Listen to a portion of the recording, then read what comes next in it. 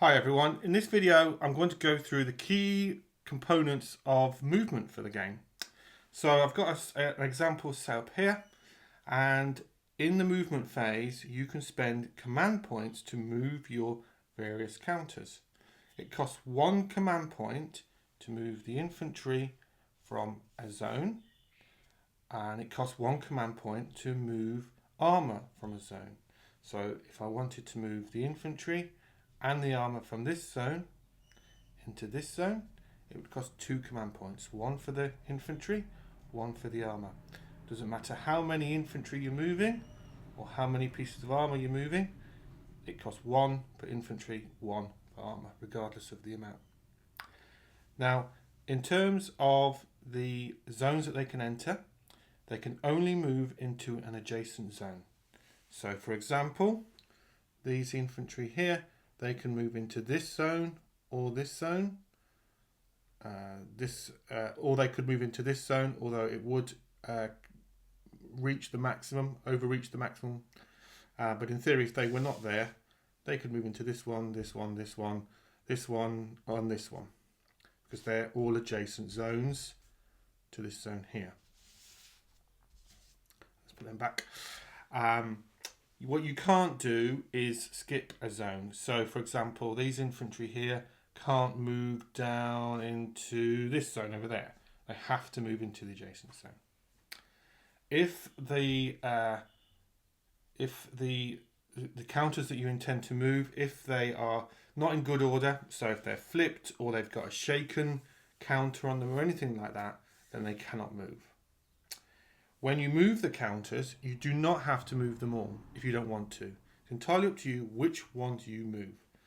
And there's an important reason for that. And that's because on the map, in each zone, it gives you certain information. And one of the pieces of information each zone has is the maximum number of counters, that counter type, that can be moved. So for example, in this zone here, you can only move 1 armour, which is the square, 1 infantry, which is the circle. So only 1 infantry counter can move into that zone there. Whereas conversely, this zone here can hold 4 infantry and 2 armour. So I could move all 4 into this zone if I wanted to. And the same applies for the armour as well. It's exactly the same. So the armour can't skip a zone. The armour can only move into a zone that's adjacent, and the armour can only move into a zone where the maximum number has not been reached. So basically you can't exceed that maximum number. So for example, let's put an example here. Let's say these infantry are already in there. Okay, like this example here. I've already reached the maximum, which is 4. So I cannot move these infantry, either these infantry or both of those infantry, into that zone there, because this zone has already reached its capacity, effectively. It's reached its maximum number. But just to go back to the original point, how I move and which ones I move is completely my choice within those constraints.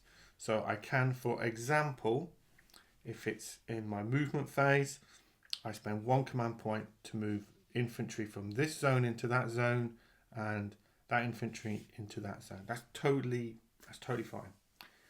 The command point spend is regardless of which zones you're moving into.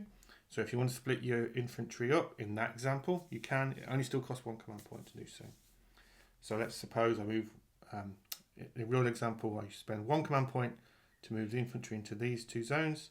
I spend 1 command point to move the infantry from this zone into that zone. And I spend 1 command point to move the infantry from this zone into that zone there, and that zone there. So I've spent 3 command points so far. And then I spend another command point to move the armour into this zone as well. Let me just place that Sherman just there like that. And that, broadly speaking, covers how movement works. The important things to remember are you can only move into adjacent zones, and you must not exceed the capacity of that zone on the unit type. And that's partly why in this game I do the armour with these different shaped counters, just to help the player. Plus, I think it looks kind of cool as well. The other thing I should have perhaps mentioned, or should mention, if there are, let's use an example, if there are enemy counters, so we've got our American counters and there's a German counter there as well. If that is the case where there are enemy counters in a zone, you cannot move from that zone. Basically, it locks that zone down and you have to remove the enemy counters before you can move in the movement phase. And you would do that in the combat, etc. phases. So in the movement phase, it's just pure movement, but there are restrictions on movement, and there are choices.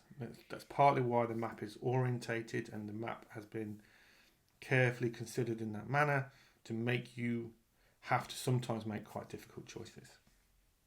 I think that pretty much covers anything to do with movement. One question that has come up is, and again I use this, I'll do an example of this. You can only move units once. So for example, you spend, again I'll use this example, I spend one command point to move those two into those two zones there. I cannot spend another command point to move from that zone into these zones over there. Once they've moved, effectively that movement for that counter is done for that turn. Next turn I can do so as well. Just to illustrate this point, actually we'll talk about command point just for a second. If it's, let's suppose I decide not to move anything else for the sake of argument, and it's the next turn in this example, and I want to move these two counters from these two zones. To do that, I would have to spend a command point for that one and a command point for that one because they're in different zones. So effectively, you're spending command points to move from a zone into the required zone of your choosing within those constraints that I've outlined. So hopefully that gives you an overview of how movement works. It's pretty streamlined and straightforward, but there are some nuances to it, and those nuances are more about the player decisions or the decisions you have to make as opposed to the rule set too much. So thank you for watching. There are a whole bunch of videos on this game on my channel, so please feel free to look at all the different mechanics for the game. Thank you.